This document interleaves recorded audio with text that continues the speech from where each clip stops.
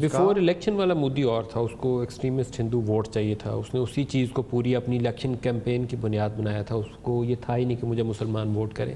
لیکن اب post election والا مودی اور ہوگا، اس کو ظاہر ہے اس خطے کے اندر اپنی اکانومی چلانی ہے، بارڈر پیسفل رکھنا ہے تو اس کو ڈسکس کرنا چاہیے. ملک صاحب ہماری بھی یہی توقع تھی، ہماری بھی یہی اسیسمنٹ تھی کہ پری الیکشن اور پوسٹ الیکشن ایک پالیسی میں یا اپروچ میں ایک فرق آئے گا.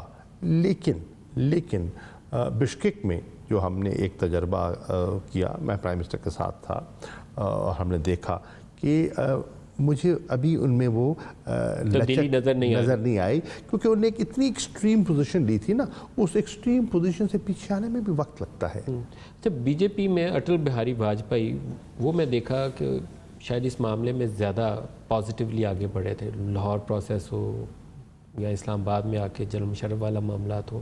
لیکن یہ والا جو ابھی والا سیٹ اپ ہے، it's more inclined towards extremism. اس میں وہ بی جے پی کا انتہا پسند گروپ جو ہے وہ زیادہ حاوی نظر آتا ہے. فرق یہ ہے، جماعت تو وہی ہے. ایک اپروچ ہے اسٹیٹسمن کی اور ایک اپروچ ہے پولیٹیشن کی.